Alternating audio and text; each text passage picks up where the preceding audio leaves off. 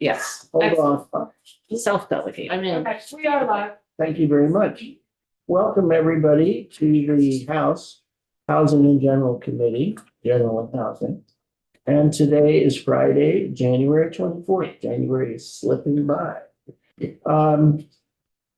We're having this morning, we're going to have two panels, if you will. The first one is Jen O'Farrell, and Director of the Northeast Kingdom Community Action. And then we'll have Casey Winterson, Director of Community-Based Services in Northeast Kingdom Community Action. So I think the first thing we'll do is introduce ourselves, Ashley, to the witnesses. Great. I guess I will start. I'm Ashley Bartley. I serve the county of Fairfax in Georgia. Good morning. My name is Leonora Dodge. I serve Essex Town and the city of Essex Junction. Nice to see you. Joe Parsons, Newbury, Thompson, and Groff. Hi, Tom Charlton, Athens, Grafton, Chester, and Linden. Debbie Dolkin, I represent St. Johnsbury, Concord, and Kirby. Good morning, Gail Pezzo. I represent Chittenden, Twining, Colchester. I'm Representative Mary Howard and I represent Rutland City District 6. Good morning. I'm Elizabeth Burrows and I represent Windsor 1, which is Heartland, West Windsor, Windsor. Hello, Emily Krasnow, South Burlington, Chittenden 9. Hi, I'm Mark Mahali, and I represent Callis, Plainfield, and Marshfield. And welcome. Please state your name for the record and take it away. My name is Jenna O'Farrell and I live in St. Johnsbury. And I'm here today to talk about Vermont Community Action Partnership before we talk in detail more about housing. I want to thank Representative Howard for your words this morning to describe the work that we do. Sometimes it's hard for us to describe the work that we do because we do a lot of different, I don't know how much if you know about community action. So we have 5 community action agencies in Vermont and that cover the entire state of Vermont. Every county in the United States is also covered by community action. So we're part of a national organization and we were funded in 1964 through Johnson's War on Poverty and have been funded since. So your 5 community action agencies are part of the national network. So we received something called the Community Service Block Grant. That's a federally funded block grant. That's the core of our agencies that make us that allow us to be a community action agency. Another interesting thing about community action, it really started as a grassroots kind of folksy program of the 60s, right? It started the same year Head Start was founded. And the whole goal is to move people out of poverty. And I think it existed for a lot of underneath the radar. And I think Tom Don, who's the new executive director of Brock, and you can jump in and correct me if I'm wrong, but I think in the community action world that was before us, people got wind that Barack Obama was going to mention community action. And people were very, very excited because there wasn't a president who really talked about community action. And when he did talk about community action, he talked about defunding it because we didn't have standards and structure. Well, that changed. And to let you know, your community action agencies report on national performance indicators now that are consolidated into a state report. And we do have I think that you've received copies of our annual report, but we have a state report and then we report federally too. So all of our data and the work that we do and in our communities and the people that we serve, we have some pretty high indicators that we need to meet. Could you tell us what is the agency that administers through which the block grants come? The Office of Economic Opportunity. Which is under which? Agency of Human Services. Thank you. And that block grant is a very, very small amount of money. So every community, there's also a saying in the community action agency world, if you've seen one community action agency, you've seen one community action agency. So even though we receive the same core funding, a lot of how we build out our services reflect the communities that we serve. So what CVOEO might have in Chittenden is different than what we might offer in Essex County, right? Because our populations and our communities are different. We have services that are the same, And our services throughout the state are the LIHEAP program, right? We all administer crisis fuel. And we have a micro business development program. We have financial coaching. We are housing providers. So we do a bunch of different services. I'm seeing what's behind me. So there's your map. And you can see what district you're in and what agency serves your area. And we're pretty much divided by counties. Yes. The micro business development program, how many individuals you consider a micro business? Five. Okay, perfect. I just wanted to confirm. 5 or less. I was going with the less. Okay, perfect. Thank you. So you can say, I'm not going to read off the screen, but all the programs that we do have and the Vermonters that we serve. I don't know if that's going to say much more than, yeah, I was just kind of like telling you about community action before Casey gets into the details around housing. I don't know if you have any more questions about the agencies and what we do, but we are poised to take on new projects, and we are really the boots on the ground, like Representative Howard said, that carries the work to people in our communities. You don't administer LIHEAP, do you? We do. You do administer LIHEAP. Yes. Yeah, we run food pantries, we do homeless shelters, we're Head Start providers. We are parent-child centers, we are community justice centers, Rent assistance. we do rental assistance. Yeah. We do lots of programs. And if you hit the link on our website, you can see by community action agency what we do. But we're here to serve our communities. So Head Start is not its own program anymore? Head Start is its own program, yes. But Head Start and community action are very tied together.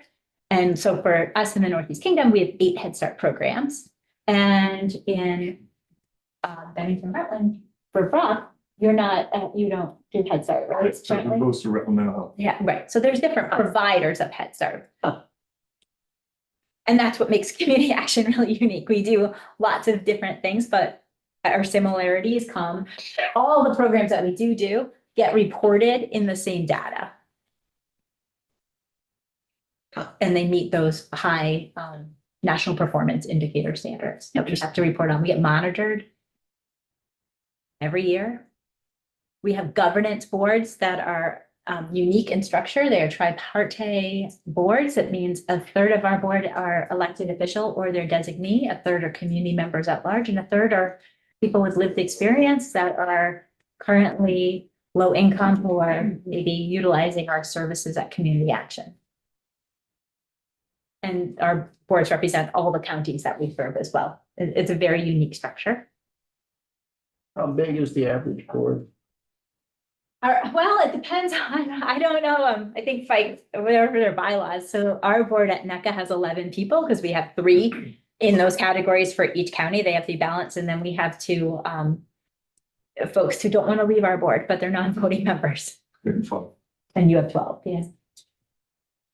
So each of us have bylaws that we follow as well. Please. For full disclosure, I am a board member of Brock. And so I'm well aware of all the amazing services that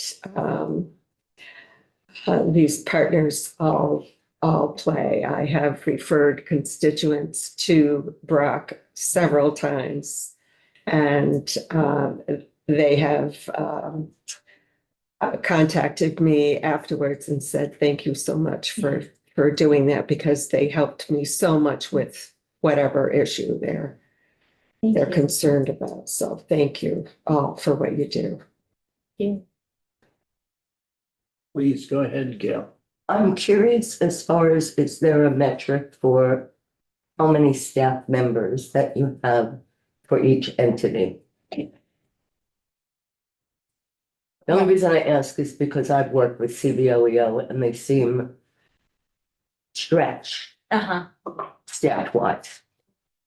I think we're staffed, every agency is probably staffed to what our budget can allow. I think at NECA, we have 160 employees. Okay. I'm sorry. We have 160 employees at Northeast Kingdom Community Action, and at Brock, I don't know if you 62. 62. See, we're sized very differently because our budgets are all different. Right. We have the base funding and then all the other programs fill out the rest. Sorry, can we have Brock say his name for the Yeah.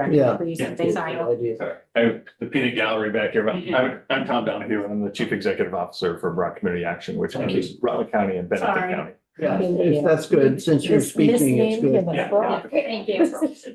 Sorry. The other thing about community action that makes us unique as a statewide provider is that we are conveners. We work with partners in all other areas. We're healthcare partners.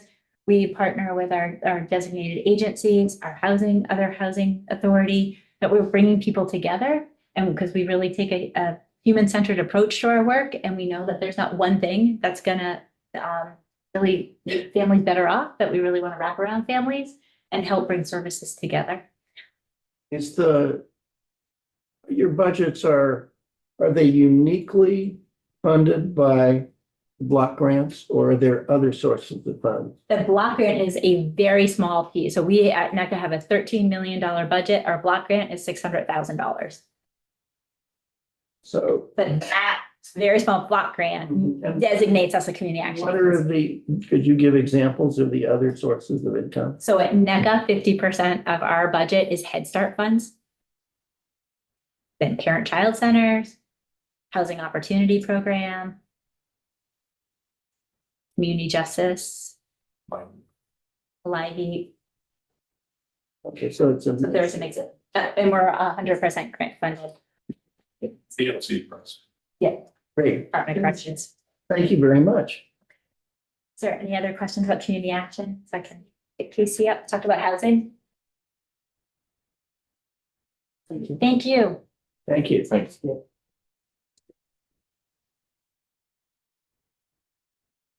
Morning. Morning.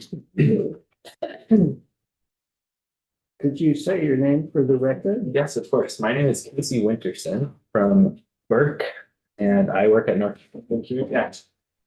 I'm the Director of Economic and Community-Based Services, so I oversee a lot of our community action programs. I'm very excited to be here. Housing is near and dear to my heart, so I'm very excited to chat with you all about what we do at Community Action and where we see the future going. All right, so I'm going to start off with some just generalized numbers of where housing is right now in the state of Vermont. I think it's a helpful picture to be painted just so that we're all kind of on the same playing field. I'm sure most of you know a lot of these numbers, but we are fourth in the nation for the highest rate per capita of homelessness. And that is the most recent, December, the end of December of 2024. So those numbers are quite new. And then in 2024, the point in time count, we do a snapshot of time for a count of homelessness, sheltered and unsheltered. Last year in 2024, 24th, there was 3,458 individuals. Of that, there was a lot of children, families, and veterans, and folks over the age of 55. Please, what is it? Can I ask a quick question? Of course. Why was there a no unsheltered count in 2021? I'm assuming that has to do with the pandemic, but we know that there were individuals who were Yes, unsheltered. yeah, during- so it had to do with the pandemic. What we did as a result of not having an unsheltered count is just counted the number of individuals that were sheltered through the general assistance program. Okay, thank So you. that's what the blue line is there. So all of that is to say that we're here for the opportunity to ensure that people everywhere in the state of Vermont have access to the shelter and the support that they need and a path to a place of their own. And the ability to do that allows us to ensure that our communities are thriving and having folks being the best that they can be, living in the spaces and the communities that they want to be in. So we're coming here today to talk specifically about $14.55 million housing opportunities grant to the VCAP members for the fiscal year 2026. And that's an increase of $4.75 million. that will go directly, and I'll talk more about what that will go directly to, but that will go to directly keeping folks housed, rapidly rehousing them when they do become homeless. And the utilization of financial assistance, which are direct dollar payouts to landlords for getting folks into housing or having them keep their housing. We're also looking to sustain the 1.275 million in the fiscal year 26 base budget for the holistic case management that's being supported by the was previously being supported by the Emergency Rental Assistance Program, ERAP for short. And then we are also here to support our colleagues from the HHAV, the Homelessness Alliance, and their ask and for their priorities this year as well, because together we work hand in hand. HHAV oversees a lot of statewide level things that the specific housing providers that are holding on housing opportunity grants are doing. So we're all meeting on a regular basis. We meet at least 2 times monthly for multiple hours each to talk about priorities for everybody that's here today. CVOEO holds their own, they're part of the Chittenden, and then the rest of us are the balance of state. So the balance of state is all the community action agencies except for Chittenden, or except for CVOEO's Burlington office. And then their Grand Isle and up north one are part of the balance of state as well. So we're here asking that you support this and passing it to the House Appropriations for the 26 budget. We're also here today a little bit, we're in a couple of different committees, but one of the committees we are in is around our financial capabilities program, which I know is not necessarily a focus of jurisdiction for this committee. But I'm going to talk about it a little bit because I think it rounds out the whole program that we're specifically asking for. Jenna did a great job starting us off with the programs that we do offer. Like financial coaching, transportation programs, we do VITA tax assistance, and then we have a lot of the basis of the case management work that we're doing, whether that be case management through financial coaching or through our housing prevention programs. And ultimately, the goal of our housing prevention is to stop the homelessness before it even happens, and before folks fall into the cycle that is often too hard to get out of, which is homelessness. So that is essentially the focus of where I'll be today and what I'll be talking about. And as I started off, I showed you these numbers. Our holistic approach at VCAP is really helping people emerge, helping people stem these challenges before they even happen. Our goal ultimately is to retain the housing, and sometimes that is we are unable to do that for whatever reason it may be. But ultimately, that goal is our tried and true number one, is to assist folks, whether that be through case management, financial assistance, going out and doing boots on the ground work with the liaison, with our landlord liaisons to get folks from even becoming unhoused. Please. Does your case management is your case management limited to getting somebody into housing? And so everything leading up to that, or does it include the maintenance after? Yeah. Great question. Thank you. So it depends on the funding stream specifically. So in some cases, we'd be looking at, we typically will do a 30, 60, 90-day check-in with the individuals. And during that entire time, they have access to case management and case services. There are other programs in which individuals will be able to stay on with a case manager for multiple years. One of those would be through a multitude of programs, the permanent supportive housing programs. But one in particular that always rises to the top in my mind is the family supportive housing program. So FSH for short. Those individuals will get access to a case manager while they are unhoused, and they will last throughout the process of the FSH program up to 2 years. As long as that individual is engaging and is continuing working on the plans that their housing goal plans that they have set for themselves. What happens if they don't continue to be engaged? So Is that concerning to the case? I mean, if they stop being engaged, then is there a way to pursue them coming back into the fold or? Yeah, so it's not once they like stop, if they don't show up, we just let them go. It's a very progressive work that we're doing that is constantly checking and continuing to reach out to them. Oftentimes, some of the reasons that we might see a family drop off is they've become secure enough that they've got all the things that they need and they don't need the support anymore and they'll back out. Other times, maybe not so lucky and there may be some challenges that are happening. At which point, family supportive housing is a really great example of being able to wrap around other services that aren't just the housing case management services. So that might be pulling in family services through a parent-child center, getting them access to the doctors and the dentists that they may not have had at the start, mental health case management. So it really is a holistic wraparound program. And if someone was to disengage, our case managers are very well versed and very relationship based to be able to continue that interaction to try to bring them back into the fold. Of course, sometimes for whatever reason, it doesn't happen, but it is not for a lack of trying. Is your financial assistance up to 3 months? Is there criteria that are applied to decide who to help? Yeah, of course. So our financial assistance has two different pieces of the program. There is the rental arrears, which is 3 months of back rent. And then there is the first, last, and security deposit 3 months going forward to get somebody rehoused. In order to qualify for that, you do have to be at risk of homelessness, which is a federal definition from HUD, or you have to be actually one homeless, which is again a federal definition from HUD.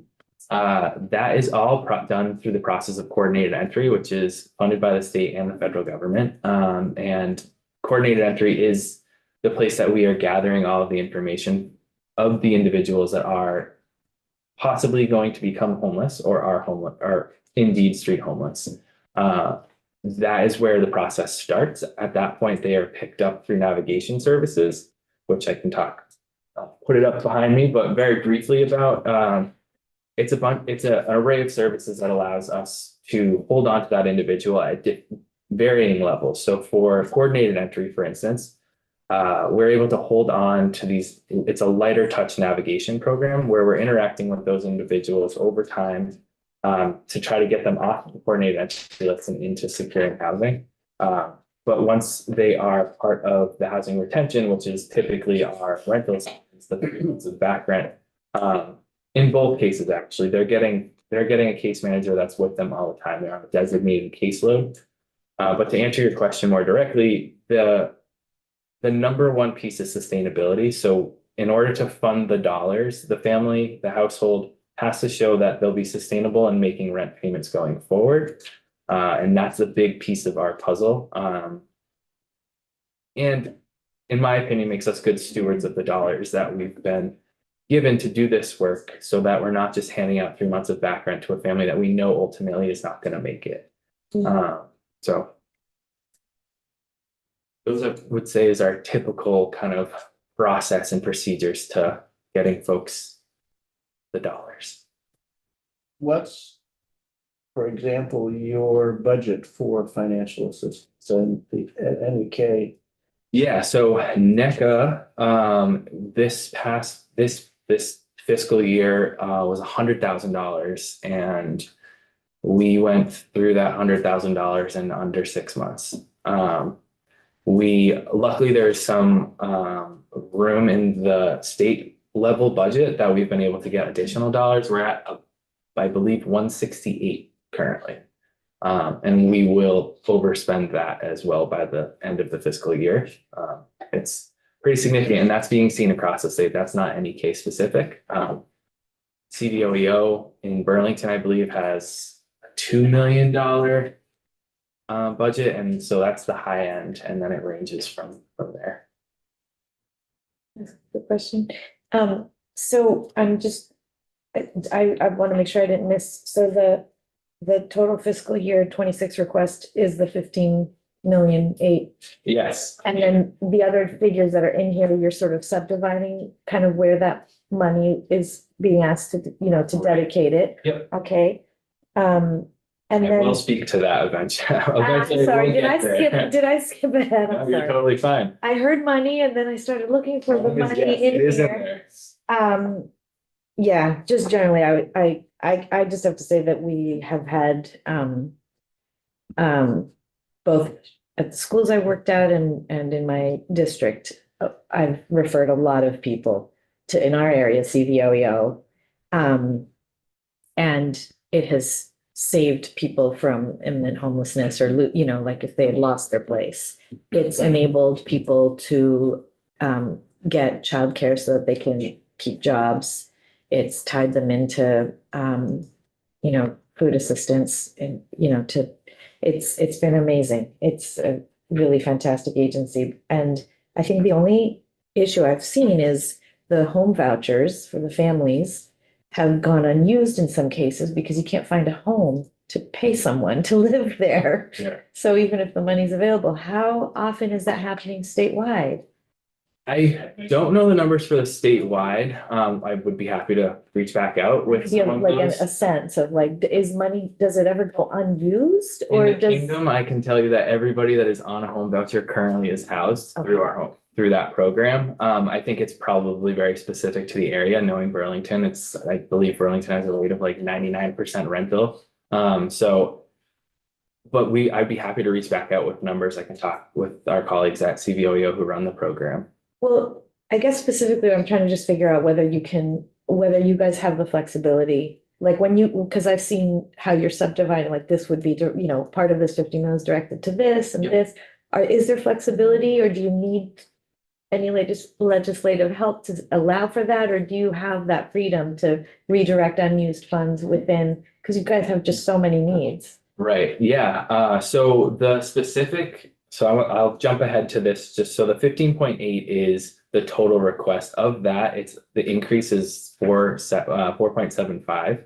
And so of that 4.75, the 2.4 that goes to the home voucher would be continuing that process across the state and giving more vouchers to the places that need it. So I thinking I'm gonna answer your question with my answer, but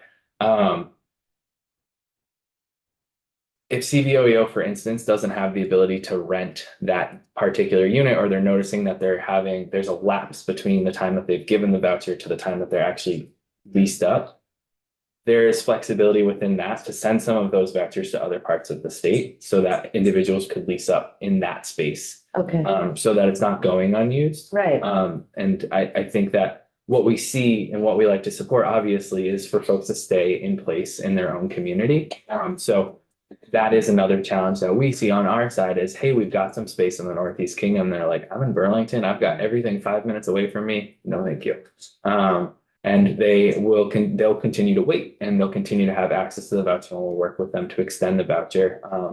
But yes, the process of being able to move into and interstate those vouchers is possible. Gail, did you have a question? With the ERAP program, is that a one-shot deal? If they were to receive the 3 months, it's back rent. They have to show that rent, they will be able to pay moving forward. If in 6 or 7 months' time, there was some kind of issue where they fell behind again, would they be eligible? So they would be, depending on the amount of money that was paid the first time. So I can't remember the number off the top of my head. Again, I would be happy to report back that number, but the HOP program allows for individuals to come with multiple requests. It just can't go over a certain threshold. And I don't even want to try to guess because I have a number in my head, but I'm not 100% sure. But they would be able to come back. The emergency rental assistance program, I also want to just clarify, is separate from this. So emergency rental assistance program, the dollars that are being asked for is actually just to maintain case management of case managers that are already currently in the state, that if this money is unable to be put into the base budget, will require agencies to think about laying off those individuals without having the funding behind them to support them. And I don't remember the number. It's somewhere in the ballpark of like 12 plus case managers statewide that would go unfunded as a result. The HOP, Housing Opportunity Grant, that's where the rental assistance that I'm talking about is. So that's the rental assistance going 3 months back as well as 3 months forward. Or 3 payments, 3 months backwards of back rent or up to 3 payments of basically 3 months rent first last security deposit. And then the home family voucher program is, the voucher is paying for 70% of the rent. The individual is responsible for 30% of the rent. And that program in and of itself also has dollars to do rental assistance to help assist in the move-in process. Thanks. Yes, of course. You've got just a few minutes, so you. All right. No. Yeah. Overall, again, thank you so much for letting us be here today. The financial capability is just a quick reflection on the work that we're doing, microbusiness, fighter tax, financial coaching. All of these programs support the greater whole of like individuals that are experiencing the threat of homelessness or are homeless, have the ability to work with these individuals, specifically around like financial coaching, to be able to work with them and coach them into better processes to reduce their debts, find those places on the monthly charges that they may not need. But overall, the parting words that I'll leave with today is that we as a state are able to further these services and the supports that people can count on the most important crisis times of their life. Housing prevention and retention services really is the most affordable way to move that process forward. It is the most person-centered way. We wrap around case management services. We provide the financial assistance. We do the 30, 60, 90 check-ins after the fact, after those dollars go out. And they're getting that person one-on-one rather than going through a program that they may not have that confidence. Very thankful for your time. And I know that we can do this all together. And Thank you. we're on back on the right. Thank you. Thank you. And we have, right, all right, maybe if we move right into our next half. And then we'll stop. We'll break, and we'll break for lunch.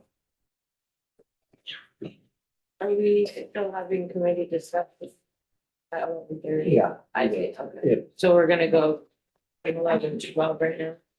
Well, we'll see how much discussion we have. So, Jonah, can you hear? I can hear you. Can you hear me? Yeah, thank you very much for coming. I think I'll have ask the committee to introduce itself. Emily Krasnow, South Burlington, Chittenden 9. Sadia Lamar, Memorial Washington District, Morristown, Elmore, Worcester, Woodbury, and a small part of Stowe. Hi, I'm Elizabeth Burrows. I represent Windsor 1, which is Heartland, West Windsor, and Windsor. Good morning, I'm Mary Howard and I represent Rutland City District 6. Morning, I'm Gail Pezzo. I represent Chittenden 20, Colchester. I'm Debbie Dolgan and I represent St. Johnsbury, Concord, and Kirby. I'm Tom Charlton, Athens, Grafton, Chester, and Wyndham. Hey, Jonah. Joe Parsons, Groton, Topsom, Newbury. Familiar face. Theodore Dodge from Essex Town and City of Essex Junction. Ashley Bartley, Franklin, Lyon. And I'm Mark Mahaly, and I represent Calais, Plainfield, and Marshfield. So welcome, Jonah. Tell us your name, what you do, and take it away. Okay, thanks and nice to meet you all virtually. My name's Jonah Richard. I'm down in Fairleigh. I own and operate 2 businesses here. One's a real estate development company focused on small scale housing and infill commercial projects, primarily in Fairleigh and Bradford. And the other business is a general contracting and home building business. So between the two, we employ 16 people here locally. So we predominantly focus on small multifamily housing projects within our village centers. And we've been doing this primarily since 2020. So for the past 4 years, we've developed north of 30 units completed, with another 60 in our pipeline here. And that's mostly, again, apartments, and some commercial projects, such as like we did a conversion of a vacant gas station into a retail space last year. We also built a 9-unit mixed-use project here in Fairleigh that is home to a coffee shop and 8 apartments. We do some for sale. We're trying to get into the for sale housing, just because I think we have some obligation to give home ownership options to local residents. But to date, it's been mostly rental apartments. So I'd like to bring up 3 things. I also have a blog on Substack that I tend to vent when I find there are issues with the development process at the state level, or local level. And that helps me. One, it's cathartic, but it actually, people read it, surprisingly. So it helps spark conversations locally and at the state level. So there's a couple new things I'd like to surface for this year, and this group will be the first to kind of hear it from my mouth.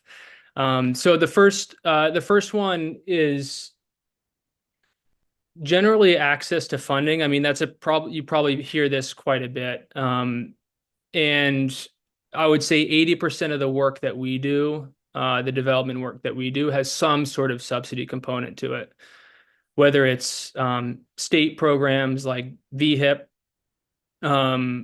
incentives through Efficiency Vermont, or we've started bringing in federal funds. So there was some ARPA funding that we got for a project. VHCB has home funding. There's the LIHTC, the Low Income Housing Tax Credits, which is a federal program. There's all these different programs that we kind of draw from to support our projects, just because, if you're in Burlington or another major area, you can probably develop market rate housing without subsidy, with just a mixture of private equity plus commercial debt. But in rural Vermont, the numbers don't pencil out. Your construction costs are just as high, if not higher, than in metro areas, and your rents per square foot are lower. So there's this huge gap that tends to happen between, being able to service your debt, make payments on utilities, taxes, insurance, versus what you actually get in for rent. And so that's why we rely really heavily on grant funds. So in addition to the general comment that we need more access to funding, I think the state's been generally doing a great job about that. There is a fairly large chunk of money that VHCB controls in their general fund, that is kept for nonprofit developers. And I think this would be could be a really good source to open up to for-profit developers. And as we've shown on our side over the past couple of years with our projects, the cost per square foot and cost per unit that we're able to deliver our projects at is well below what the nonprofits have been able to achieve, for a number of reasons that don't need to get into right now. But we are extremely cost competitive, and I think most for-profit developers would be, and so it's an effective use of tax dollars, I think, to have that pot of money be open to kind of the general public. The second topic that I want to bring up is around low-income housing tax credits. And for those of you that aren't familiar with this program, it's one of the largest incentives for affordable housing development in the country. And traditionally, there are thresholds on the number of units that makes it financially possible to syndicate the project and get your tax credit equity investor. And so usually that's north of 20, 25 units. We're tackling our first low-income housing tax credit project now. We're in the process. We just submitted our application last month for a scattered site 20-unit project, which is highly unconventional, especially for a first-time for-profit developer. But we have a lot of great support, and we were able to get our application in, and the state seems receptive to our proposal. However, there are guidelines that VHFA issues called the Qualified Allocation Plan, the QAP, which kind of dictates the rules for applications and for developers interested in applying for LIHTC credits. And as of 2025, they issued a new rule that would make it a lot harder for newer small scale developers to get access to these funds.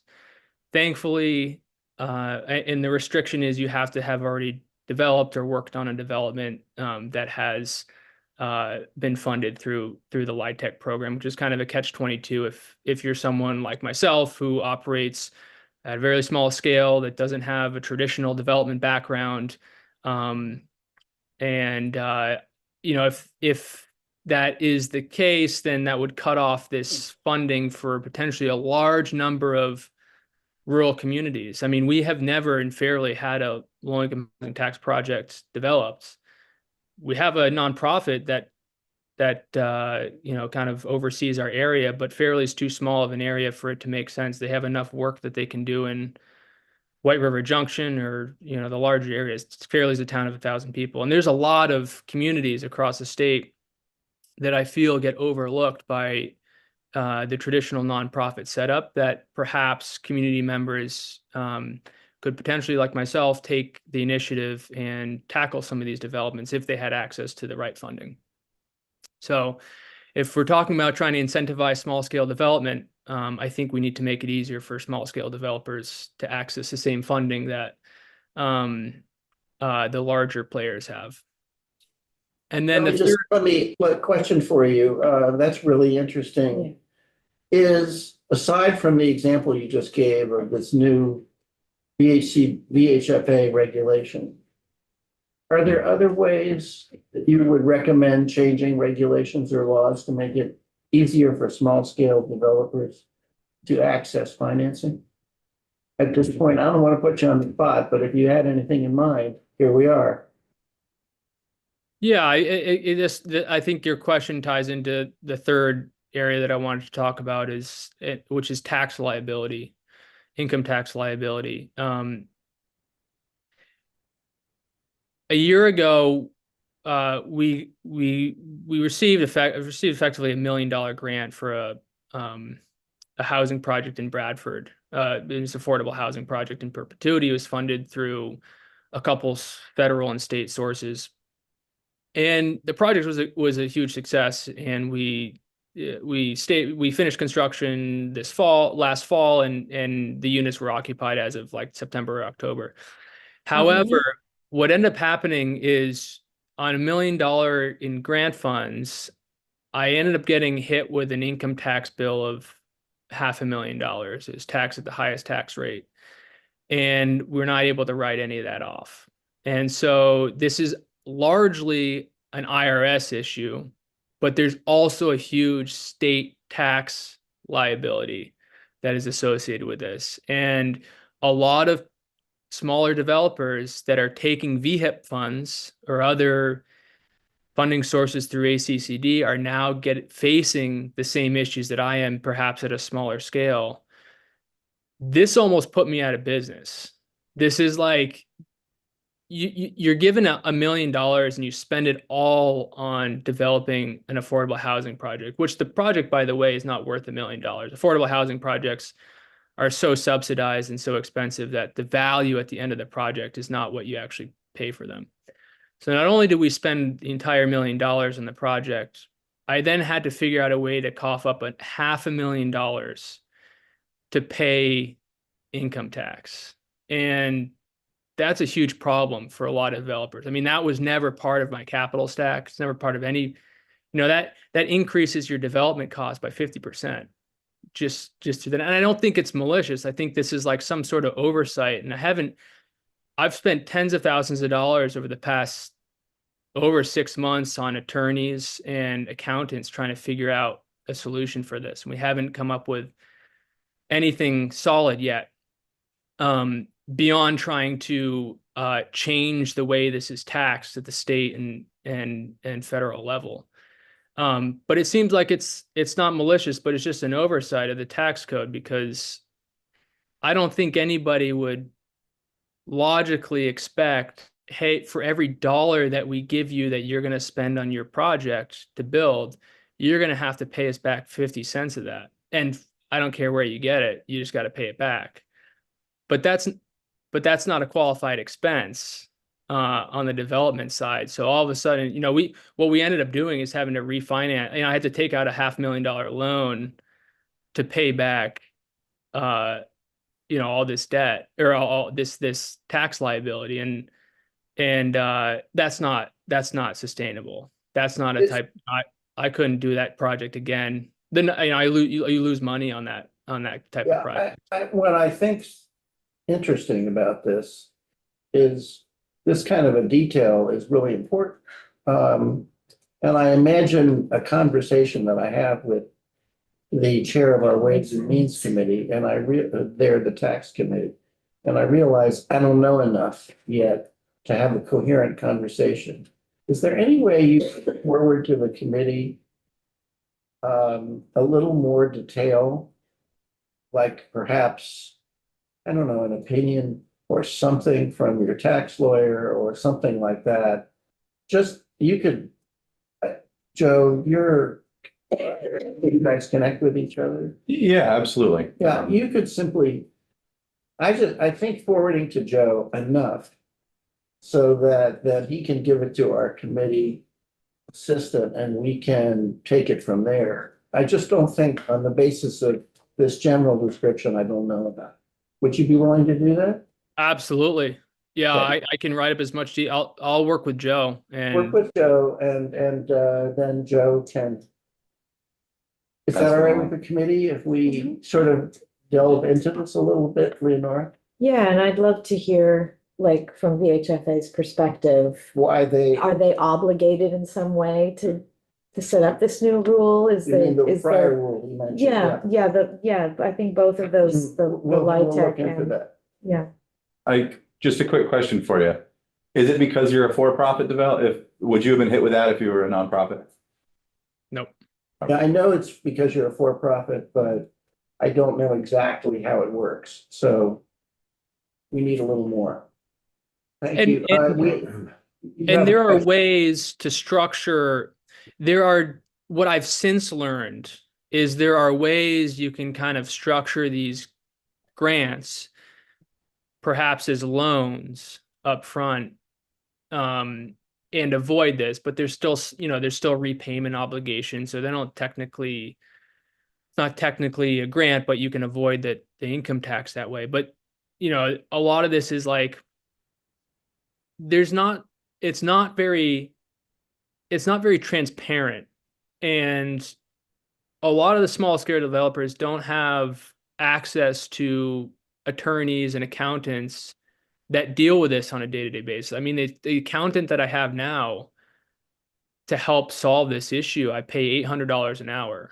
That's a lot of money to just educate yourself on the ins and outs of this complex issue. And so I think there needs to be, some more. You've just given our committee chair a new lease on life and go Novogradac. coming out of retirement. Gail, you had a question? Well, before you had said that nonprofit costs more money, then is that true? Still with what you said, with what it wound up costing you in the long run? Because it cost you $1.5 million. No, my project, and you add $500,000 to $1 million budget and you'll exceed any sort of nonprofit budget. That was, but that's an exception. Without that $500,000 bill, we would have come in far lower. Yes, go ahead. Joan, I want to thank you for speaking specifically to small builders in smaller rural communities. Could you, and I know as a small business owner, I hate to ask more of you because you've got other things to do. Could you provide a concise set of bullet points that speak to the other issues that are barriers to small rural developers? It would be very helpful, Yes. which I believe so. Yep. These you. are the three Thank I you. had right now prepared, but I have a whole list I'm sure I could come up with and send over to you. That would be great. Thank you very much. And what, you've been in correspondence with our committee assistants to set up your appearance here. And they are the people that you can email stuff to and they'll distribute it to us. And Excellent. this is a concern we have, but we don't know enough. And, you know, your oral testimony is kind of teeing it up, but something written will help. Perfect. I'll get that over to you this weekend. Okay, go ahead. Wait, Mary. Thank you for your testimony. I would like to know how you were able to turn a gas station into a retail business, because in Rutland City, we have a gas station at the corner of Route 4 and Route 7 that has been vacant for years and years and years. I Very long also, process. It took 2.5 years. The first year and a half were environmental due diligence, and then right. we had about 9 months of construction. Also, I have in my district a home that was owned by a senior woman who passed, and it got vandalized, and it has been burned out, windows broken, boarded up for at least 8 years. And for 8 years, I've been trying to get that building down. It's now got a tax sale, and the new owner has until November to take it down. But this has been an unbelievable a deterrent to the neighbors. The neighbors sent in pictures, wrote letters, did all of that. And here we are still waiting for that building to be taken down. So I commend you for turning the gas station into a retail spot. A solution to that I've heard of some towns taking, this is more on the local level, is that you impose a tax on derelict properties, an added tax. And, you know, that I think Corinth does this. And then for every month that you keep it looking derelict, you pay a penalty. And that has seemed to incentivize owners to either sell or tackle the renovations themselves.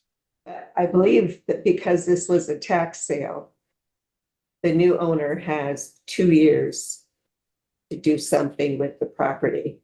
And the 2 years will be up in November. So, yeah, thank you. So we've interrupted your testimony with questions. Do you have further testimony you'd like? That's what I had to say. But happy to answer questions and of course provide additional written. One of the things I don't know if you can quantify. We've heard repeatedly that it costs approximately, I'm just putting it approximate, $500,000 a unit to produce a unit, regardless of the form. And that's all in. That means land, driveway, land improvements, septic, et cetera, whatever. And I'm wondering what would your number be if you could generalize? If I didn't have any restrictions and didn't have to go through all the hoops of the LIHTC program or federal funds, 250 to 300,000 a unit. Why do you have any thoughts about why the difference? So yeah, it's been very eye-opening going through our first LIHTC project. I mean, we spent, you have to do all sorts of additional environmental due diligence. We have to bring in, hire a specific LIHTC consultant to advise. for the committee, LIHTC is what? Low-income housing tax credit. Right, okay. So, we paid $20,000 to a New York archaeological firm to come up and dig some holes and tell us that there's no concerns on the soil. Like, that's not something I would normally do for a housing project, especially when we're only building where existing buildings are today. A LIHTC consultant is $50,000. We have to pay Cohn Resnick, a national accounting firm, another $50,000 to prepare all the documents and do all the compliance. We have DRM, one of the biggest attorney law firms in the state, another $35,000-$40,000 to help prepare our documents. Like, there's just a lot of added oversight because it's federal dollars and requirements that you wouldn't have with a normal market rate project. When you spend 250 to 300,000 a unit, or is that all in for you? All Yeah, in. I mean, if you're not doing a tax credit deal. Yep. And is I understand my own experience with a local project has been, we did a tax credit deal and it was brain damage. And I spent an entire day at DRM signing documents, but it did provide additional money that we needed. So it's a source of funding, and it just drives up the project costs. Do you think are the units is energy efficiency have anything to do with it? Do you find that your units? We hit energy efficiency standards. We go above and beyond no matter what for our projects. That's, we do all electric, we have heat pumps, we have more insulation than code requires. So the project where I am right now is the 9-unit mixed use project that we completed in 2023. That was 180,000 per unit. And we hit passive house. I don't know if any of you are familiar with passive house standards, but you have these air leakage standards and exterior insulation and interior insulation and triple pane windows. And we did all that for 180,000 a unit. All in, including land, including everything. Septic. Yes, Lenora. Thank you. So the other question that I had was, do you have to install in your multi-unit dwellings sprinklers and set up elevators and have accessibility? Yeah, some of them. If it's 3 stories, then we sprinkle it. And if it's 3 stories and big enough, we have to put an elevator in. And those are all standardized. Is that like a decision you can make? Do you have flexibility to make that determination that you're going to put those things in? That's determined by building code. The building code. Okay. I suppose you could, with a smaller project, you could just voluntarily say we want to add an elevator, but elevators are $250,000 just to put one in. So if you have a 3-unit building and that elevator is just servicing the top floor unit, that's going to be really expensive. Right. I'm wondering, Jonah, if the additional overhead expenses that you were just talking about, the different consultants and hoops that you need to jump through, I'm wondering to what degree they scale depending on the size of the project. In other words, if somebody were to go into a rural community and were they like 50 units? Is that the maximum? And if they've got, or do something enormous. Say they were going to go in and do a project that was 5 to 10 times the size of yours. They wouldn't necessarily be paying 5 to 10 times the same amount of overhead, would it? The percentage that you're paying in all of this administrative overhead is much higher than a larger developers would be. Am I correct? I'm not sure because, the complexity scales, it's not 1-to-1. But the complexity does scale. The reason developers like larger projects is because from the developer side, the headache doesn't scale 1-to-1. It's roughly the same amount of headache to do a 20-unit project as it would be for me to do a 50-unit project. But I think your soft costs are still gonna kind of scale a little bit faster than like the work on the developer side. So I think the incentive is more like, I, as a developer, could make more money for the same amount of work if I did larger projects. You know, my own experience, I was chair of an effort to rehabilitate the East Calais. And it cost us $2.8 million to rehabilitate a store building and 3 units. And I think a great deal of the cost was because of historic preservation, which we'll hear about, and because of the tax credit program, which I experienced even as an attorney as brain damage. And I think, frankly, a lot of what Jonah mentioned is not scalable.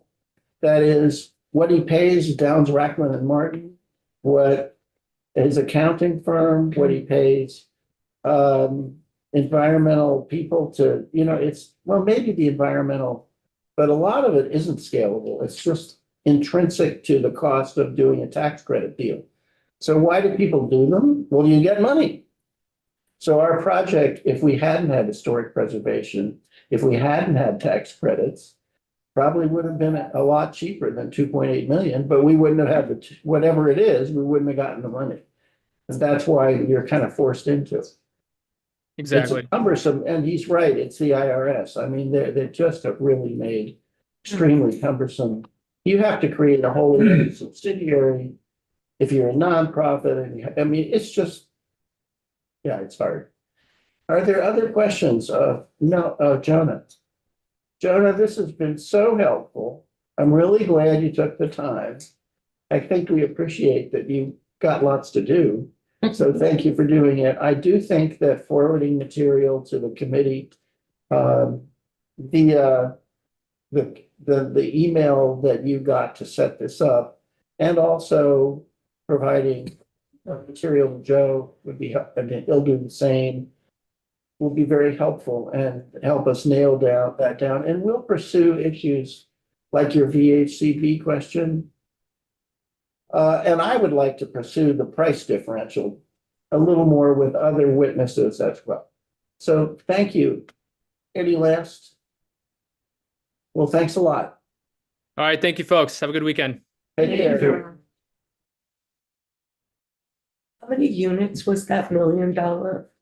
Six. 6? There's a large. 6 in a coffee shop, right? Or is it different? Oh, No, that was 8 in a it's a coffee shop with 8 units. eight Yeah. or something like that. 6 a coffee shop and what? I think the $1 million project he was talking about, the Radford one, which was like his house that got turned, it I know, had been turned into like 2. And then it had this big huge old barn attached to it. They basically just gutted and started over and I think turned it into We're 6. still, Yeah, I think we'll talk later. can I just, these But guys are no, still I having a think we have conversation committee, about. we're having we have time for a little committee discussion. So please go ahead.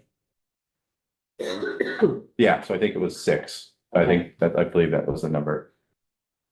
My thought is, well, first of all, I think having a small scale developer in here was really interesting. I heard people weren't bored, I'm sure it wasn't. And I think that, thank you, by the way, Joe, for. Yeah, getting the absolutely. guy. He's obviously a thoughtful. Yeah, he's a smart guy. He's He's doing a great smart work in the area. And I think it's up to us to nail down some of this. Because other committees are not gonna. You know, we're the ones who are hearing this testimony. We're the ones who want to think about small scale developers as well as large scale developers. And if we're thinking about small scale developers, it's up to us to develop the program. You know, we will review the proposal of the governor. We will look at all of this, but I just have a feeling that getting to the level of granularity that we really are going to have to get to make a difference is going to be up to us. And that we're the ones who are going to end up putting it in a bill. I don't think anybody else is going to do it. Yes, Gail. Why would nonprofit cost more money than a private developer? Well, that's something I think that we should ask some nonprofit developers. And one of them happens to be appearing before us at 1:00. And we could ask him. He's also sitting in the. But I think, but we should, I think, we can do one of two things. We can always bring someone in, like we can bring in VHFA back in. But I think we can also make inquiries. You know, in other words, I can, or somebody, I'll ask one of you to do it, can just inquire of VHFA, what about this? And we'll talk about that. But I think I might ask one of you to do that. And so, or two of you to Who nail. else would it be besides VHFA? Well, they were the ones, I just mentioned them because he had a very specific complaint about a new VHFA rule, which was the one that said you can't avail yourself of tax credits if you haven't done a tax credit deal already. And which, by the way, having done one, I understand. Mike. But he's right, and that it's certainly. So you have to find somebody who wants to do it twice. Yeah. Right, how do you Which, start? Yeah, no one in their right mind would want to do it twice. Right. But anyway, I'm sure there are others, but that's why I asked him to provide a list. Elizabeth, are No. you just waving your hand around? Just- For generation of this.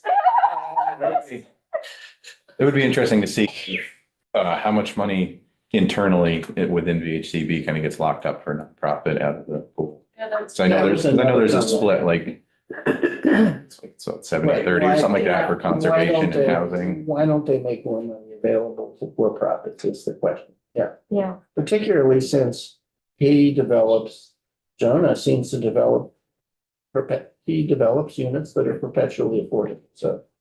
It's not. Just as a preview.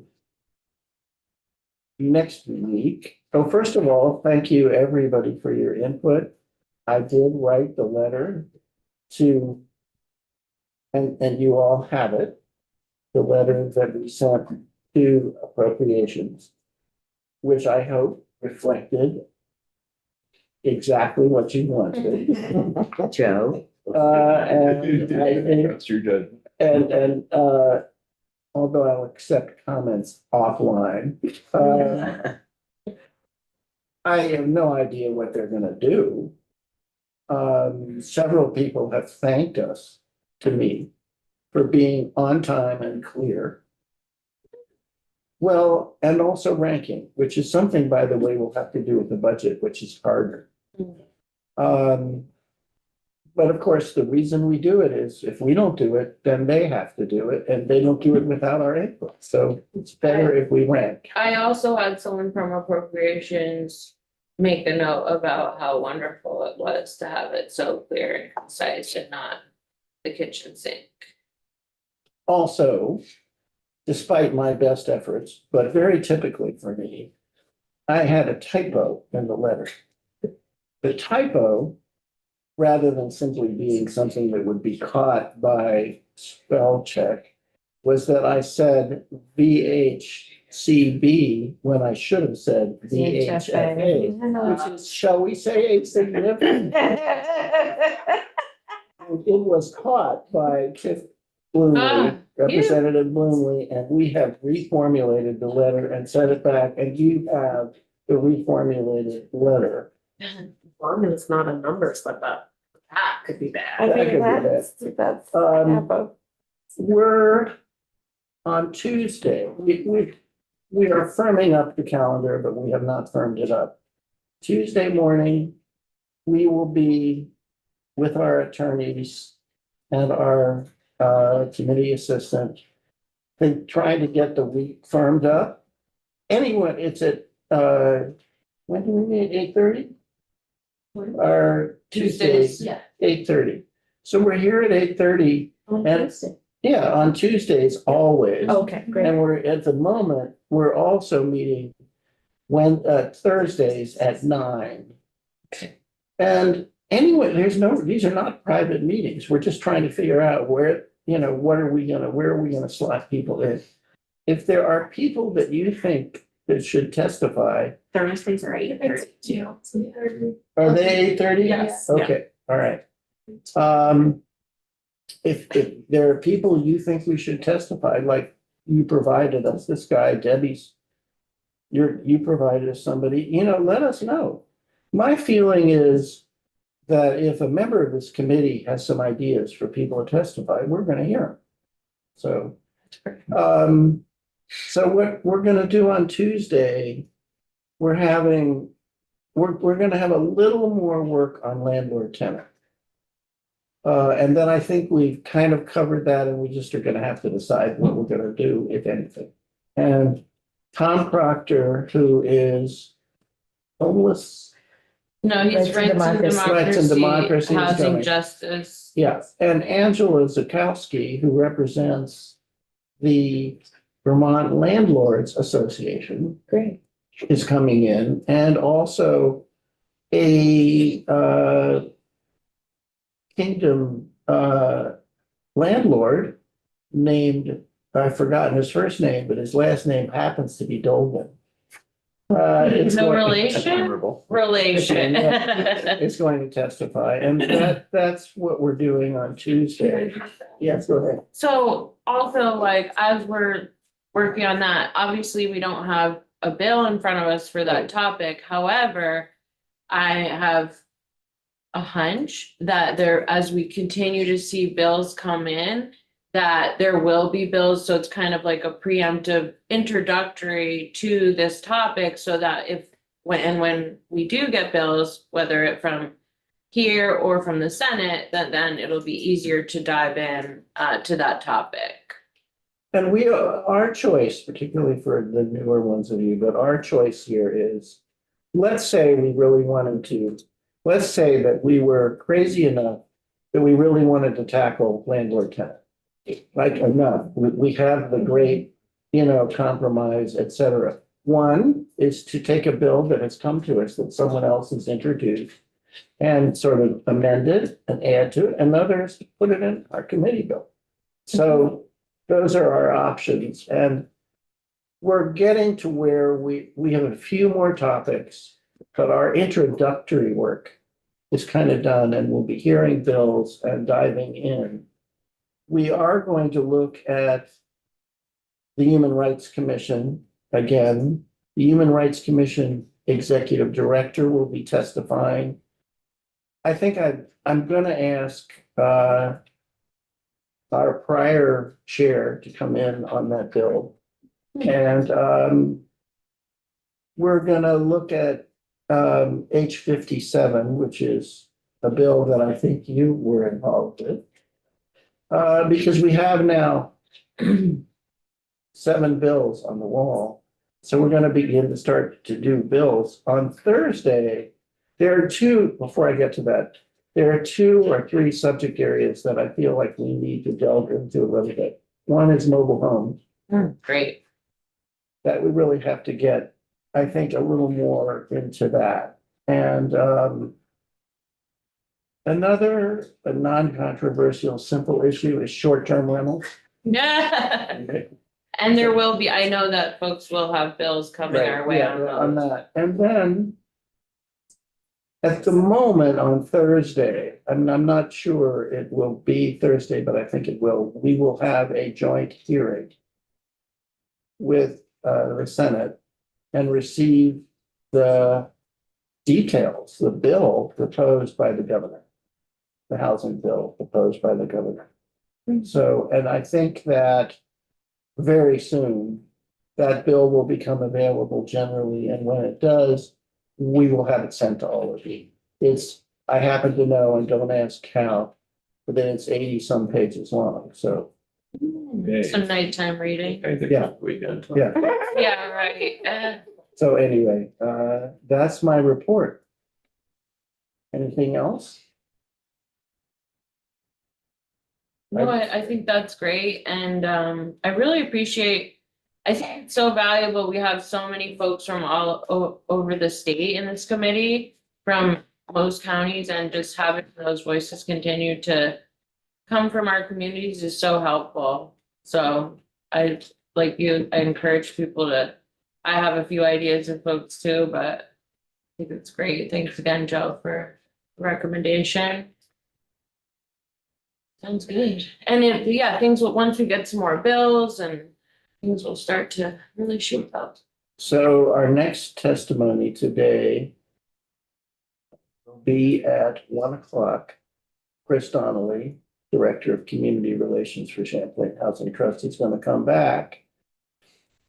I've asked him to give us a reprise and another run at perpetual affordability and another look at all the different housing programs and how they deal with, perpetual affordability, or they don't, or that kind of thing, just to give us a better idea. And then, of course, we can ask them anything we want. And then we're done for the day. So people can Okay. get out of here, hopefully around 2-ish or something like that. How's that? Great. I'm just trying. You know, I know you're all gonna Discussion just sit time. and read stuff. right, I just Okay. can't wait to stay long, like, I'll be here till 5. All right. So one other thing is I wanna let everyone know that my favorite lunch is today in the cafeteria. It's the Thanksgiving dinner one, if anyone else is interested, it's. I think it's safe to take us. Everyone